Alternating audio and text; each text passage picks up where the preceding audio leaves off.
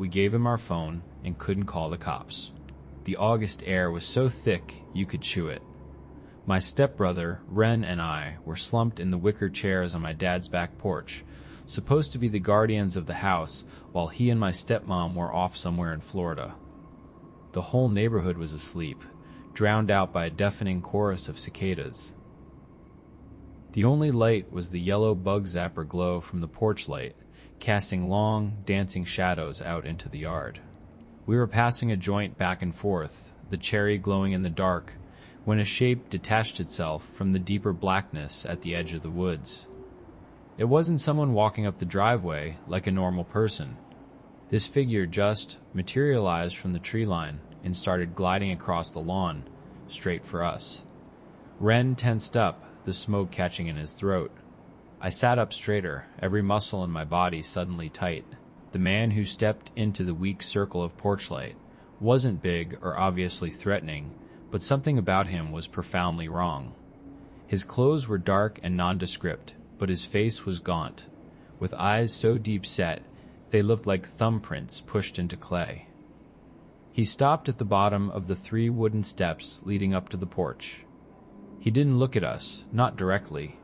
His gaze was fixed somewhere over our shoulders. "Need to use your phone," he said. It wasn't a question.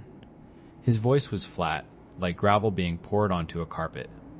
Ren and I exchanged a look. We were 2 dumb teenagers, a little high and feeling way more confident than we had any right to be. The guy looked rough. Maybe his car broke down. We figured the charitable thing to do was to just let him make his call and be on his way. I went inside and grabbed the cordless handset from the kitchen wall. When I came back out, the man was already on the porch, standing way too close to the chair Ren was in. I held out the phone, and he snatched it from my hand without a word.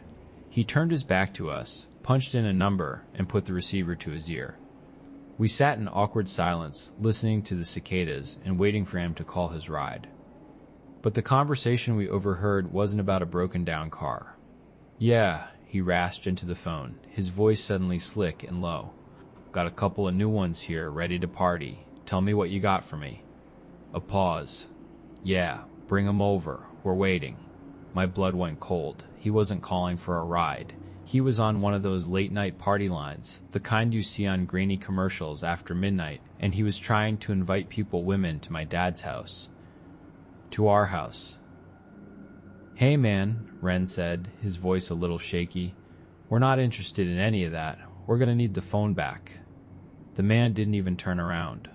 He just waved a dismissive hand behind him and kept talking. "Nah, they're good to go.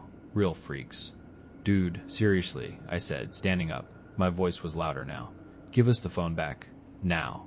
He ignored me, punching in another number. Ren and I looked at each other, the same silent panic flashing in our eyes. We made a huge mistake. "Give me the damn phone," I said, stepping toward him. That's when he finally turned.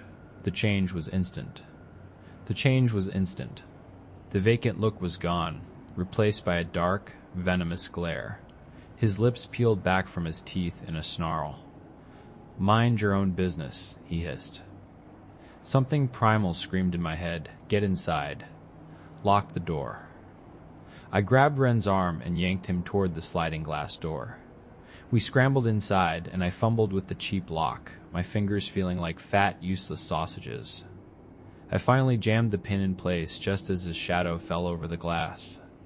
He stood on the other side, not even a foot away, and he just stared. His face was pressed so close to the glass I could see the cracked skin on his lips. His breath fogged a small, greasy circle on the pane. He wasn't yelling, he wasn't banging on the door. He was just watching us, his dark eyes completely unblinking. The world seemed to shrink down to just that kitchen, the hum of the refrigerator, and the terrifying statue of a man on the other side of that thin sheet of glass. Then it hit me. We didn't have cell phones back then. The only phone in the house was the one he was still holding, its antenna sticking up like a black twig from his fist. We were trapped. No way to call for help. After what felt like an eternity of him just staring, he slowly peeled his face away from the glass and walked off the porch, disappearing into the side yard darkness.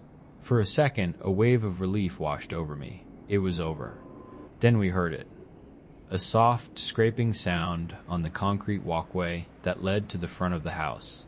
And then, the sound that still makes my stomach clench to this day, the slow, metallic rattle of the front doorknob being turned. Once. Twice. He was trying to get in. Ren and I backed away from the kitchen, deeper into the house, grabbing whatever we could. Ren picked up a heavy mag light from the counter. I grabbed a fire poker from the hearth.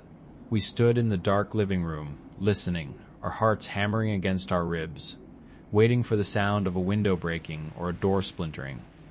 But nothing happened. The silence stretched on, thick and suffocating. 15, maybe 20 minutes passed. Every creak of the house, every rustle of leaves outside, sent a fresh jolt of terror through me.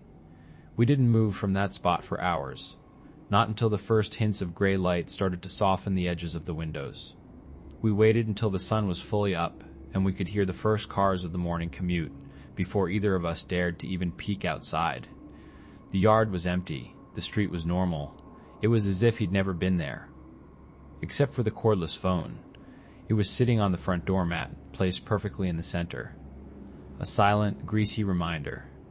I still think about him every time I visit that house. I think about how close he was, and the look in his eyes through the glass. And I never, ever sit on that porch after dark.